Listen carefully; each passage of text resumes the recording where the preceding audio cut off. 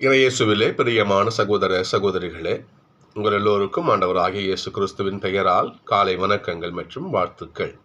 நான் உங்கள் அகஸ்டின் வேதியர். இன்று டிசம்பர் மாதம் 27ஆம் தேதி 2025ஆம் ஆண்டு. ஆண்டவரின் மடியில் 5 நிமிடங்கள். இன்றைக்கு 12 திருத்தூதர்களில் ஒருவராகிய தூய யோவான் நற்செய்தியாளர் அவருடைய விழாவை தாய் திருச்சபையாண்டு கொண்டாடுகிறது. இவர் மட்டும்தான் திருத்தூதர்களிலேயே இயற்கையான மரணத்தை அடைந்தவர். மறைசாட்சியாக வேத சாட்சியாக மறிக்காமல் தன் வாழ்நாள் முழுவதும் ஆண்டவரை அறிவித்து கொண்டு இறுதியிலே பத்முத்தீவிலே நாடு கடத்தப்படுவார். அங்கிருந்தும் கூட பண்ற திருவெளிப்பாட்டை எழுதுகிறார். தன் உயிர் மூச்சின் கடைசி நிமிடம் வரை ஆண்டவரை அறிவித்து இறந்தவர் இந்த ஒரு திருத்தூதர் மட்டுமே. அவருடைய விழாவைத்தான் இன்றைக்கு தாய் திருச்சபை கொண்டாடுகிறது. நேற்று நம்ம வாசித்தோம். நேற்று நம்ம ஒரு விழா கொண்டாடணும். நாம முடியப்பருடைய வேத சாட்சி விழா கொண்டாடணும். முடியப்பர் ஆண்டவருக்காக, நற்செய்திக்காக, நற்செய்தி பணிக்காக, இறை வார்த்தைக்காக தன்னுடைய உயிரையே கொடுத்தார். கல்லில் அடித்து அவரை கொண்டாங்க. அதுவும் ஒரு வகையில் சாட்சிய வாழ்வு. இன்றை கொண்டாடுகிறோம். இவர் வேத சாட்சியா மறிக்கல, இருந்தாலும் தன் வாழ்நாள் முழுவதுமாக ஆண்டவருக்காக வாழ்ந்தார். இதுவும் ஒரு சாட்சிய வாழ்வு தான். சகோதரர்களே, இந்த நபரைத்தான், இந்த யோவானைத்தான் விவிலியத்திலே அன்பு சீடர்னு சொல்லுவாங்க. ஏசப்பா அவர் செய்கின்ற முக்கியமான நிகழ்வுகள் எல்லாம் இவர் கூட இருப்பார். 3 பேர் ஒன்றா கூட இருப்பாங்க. இந்த உருமாச நிகழ்வு பெரும்பாலும் 3 பேர் கூடவே இருப்பாங்க. ராயப்பர், யாகப்பர், அருளப்பர்னு சொல்லுவோம். 3 பேர்னு சொல்லுவோம். பேதுரு, யாக்கோபு, யோவான். இந்த 3 பேரையும் ஏசப்பா கூட வச்சிருப்பார். முக்கியமான எல்லா நிகழ்வுகளும் கூட வச்சிருப்பார். அப்படி ஏசப்பாவோடு இறுதி வரை, சிலுவை அடி வரை இவர் இருந்தார். இவரிடத்துல தான் என்ன பண்ணாரு? அன்னை மரியாளே, இவரே உன் தாயை ஒப்படைச்சார். அந்த அளவுக்கு ஏசப்பாவுடைய அன்பை மிகவும் அபரிமிதமாக பெற்றவர் தூய யோவான். இவர் தான் முன் சொன்ன மாதிரி பத்முத்தீவிலே அங்கே சிறை வைக்கப்பட்டு அங்கிருந்து என்ன பண்றாரு? இவர் மக்கள் நற்செய்தி பணியை செய்கிறார். சோர்களே, இவர் இன்றைய முதல் மாசம் வாசிக்கிற நம்ம சான்று பகர்கிறார்.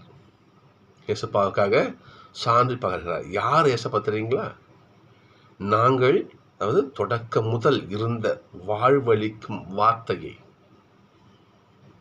இவர்தான் வாழ்வழிக்கும் வார்த்தை. எழுதுவார் இல்லையா? வாக்கு மனிதரானார், நம்மிடையே குடிகொண்டார். வாக்கு மனிதரானபடி குடிகொண்டார். சோர்களே, சொன்ன வார்த்தை கவனிக்கணும். நம்ம இங்கே தொடக்க முதல் இருந்த வாழ்வழிக்கும் வார்த்தையை நாங்கள் கேட்டோம், கண்ணால் கண்டோம், உற்று நோக்கினோம், கையால் தொட்டு உணர்ந்தோம். அந்த வாழ்வை நாங்கள் கண்டோம், அதற்கு சான்று பகர்கிறோம்.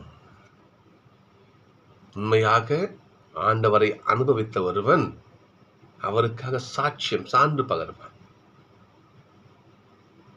அப்பதான் ஒரு கடவுளுடைய பிள்ளைக்கான வாழ்வு முழுமை பெறும். ஆண்டவரை அறிவிக்க, நான் பார்த்தேங்க, நான் சாட்சி என்று ஆண்டவருக்காக சாட்சியை வாழ்கின்றது தான் உண்மையான சீடனுக்கு அடையாளம். பிற சீடர்கள், பிற தூதர்கள், திருத்தூதர்கள் என்ன பண்ணாங்க? தன் உயிரை கொடுத்து அதை எண்பித்தார்கள். ஆனால் இவர் அவர் வேத சாட்சியாக மறிக்காவிட்டாலும் தன் இறுதி மூச்சு வரை ஆண்டவரை அறிவித்து சான்று பகர்ந்தார். மக்கபேயர்ல வாசிக்கலாம் பாருங்க, பார்ப்போம். ஒரு பெண்மணியை கூப்பிட்டு வராங்க. அவங்களுக்கு 7 பிள்ளைகள். குடும்ப அரசு என்ன பண்றான்? அந்த 7 பிள்ளைகள் நெருப்புல தூக்கி போடுறான். எதற்கு? கடவுளை என்ன பண்ணு? திட்டு. கடவுளை அவமானப்படுத்து. கடவுளை இழிவாக பேசு. உன் பிள்ளைங்களை உயிரோட விட்டுறன்றான். நம்ம சொல்கிறாங்க, விட மாட்டேன், கடவுளை நான் இழிவாக பேச மாட்டேன், அதுக்கு என்ன பண்ணு, நீ என் பிள்ளைய சாவடிச்சுக்கு போ என்று. இதான் சாட்சிய வாழ்வு கடவுளுக்காக. ஆண்டவருக்கான சாட்சிய வாழ்வு இது மட்டுமே. சொல்களே, தொடக்க திருவை காலத்தில் பார்க்கலாம். நம்ம நீரோ மன்னன், அதாவது திருச்சபையுடைய முதல் நூற்றாண்டு, மிக கொடுமையான காலம். ரோமாபுரியில கிறிஸ்துவ மக்கள், கிறிஸ்துவுக்காக வந்த திருச்சபைக்கு வந்து இணைந்த புதிய அந்த திரு அவையை அந்த அரசு எந்த அளவுக்கு கொடுமைப்படுத்தினா நம்ம திருவள்ளிப்பாடு வாசித்து பார்க்கணும். நம்ம திருவள்ளிப்பாட்டில் மறைமுகமாக அது வந்து போடப்பட்டிருக்கும், எழுதப்பட்டிருக்கும். நம்ம கொஞ்சம் ஆழ்ந்து படித்தா நமக்கு புரியும். எழுதப்பட்டிருக்கும் பாருங்க பார்ப்போம். அதில் சில மன்னர்களுடைய பெயரில் மறைமுகமாக குறிச்சிருப்பாங்க. அதில் டொமிசியன், வலேரியன், அதன் பிறகு நீரோ, இப்படிப்பட்ட பேரில் அந்த ஆட்சி காலம் தான். அதெல்லாம் இவங்க என்ன பண்ணுவாங்களாம், திருச்சிலுவையை கீழே போட்டுட்டு இதை மெரிச்சிட்டு போ, அப்புறம் நான் உயிரோடு விடுறேன் என்று சொல்லுவாங்க. உயிருக்கு பயந்தவர்கள் இந்த ராஜாங்க அடிப்படை என்ன பண்ணுவாங்க, திருச்சிலுவையை மெரிச்சிட்டு போவாங்களாம், உயிர் பழைப்பான். ஆனால் உண்மையாகவே ஆண்டவரை நேசித்தவர்கள்,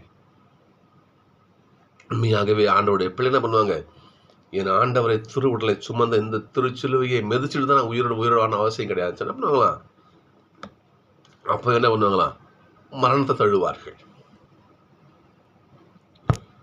அப்படியாக ஆண்டவருக்காக சாட்சிய வாழ்வு வாழ்ந்தவர்களே மிக மிக முக்கியமானவர் தான் இந்த திருத்தூதர் யோவான். எனவேதான் திரு அவை இன்றைக்கு வரை மகிமைப்படுத்துகிறது. சகோதரர்களே, கடவுளுடைய பிள்ளைக்கு, கடவுளை சார்ந்தவர்களுக்கு, கடவுளை பின்பற்றுகிறவர்களுக்கு மிக முக்கியமான தகுதின்னு சொல்லலாம் சாட்சிய வாழ்வு. யோவான் நம்ம கற்றுக்கிறோம். நம்ம யோவானே, நீர் எவ்வாறு ஏசப்பாவுக்கு சாட்சிய வாழ்வு வாழ்ந்தீரோ, இறக்கும் மட்டும் உங்களை ஜெயிலில் போட்டாங்க, 11 ஜெயிலில் இருக்கிறீங்க, தீவில், அதுவும் தீவு ஐலண்ட், அது தப்பிச்செல்லாம் போக முடியாது, ஜெயிலில் போட்டாங்க. அங்கே இருந்தும் கூட என்ன பண்ணுறாரு இவர், திருவள்ளிப்பாட்டு மக்களுக்கு எழுதுறார். ஆச்சு பாருங்க பாப்பா நீங்க. அப்போ எந்த நிலையிலும் ஆண்டவரை அறிவிக்க, ஆண்டவருக்கு சாட்சியை வாழ தயங்கலை இவர். அதை போல கடவுளுக்கான வாழ்க்கையை நாம் வாழ முயற்சிப்போம். அதற்கான வரங்களை குறைவிட்டு நிறைவாக தருமாறு ஆண்டவரை ஜெபிப்போம். நிச்சயம் கடவுள் யோவானை காபந்து செய்து நம்மையும் காபந்து செய்து வழி நடத்துவார். நடத்தி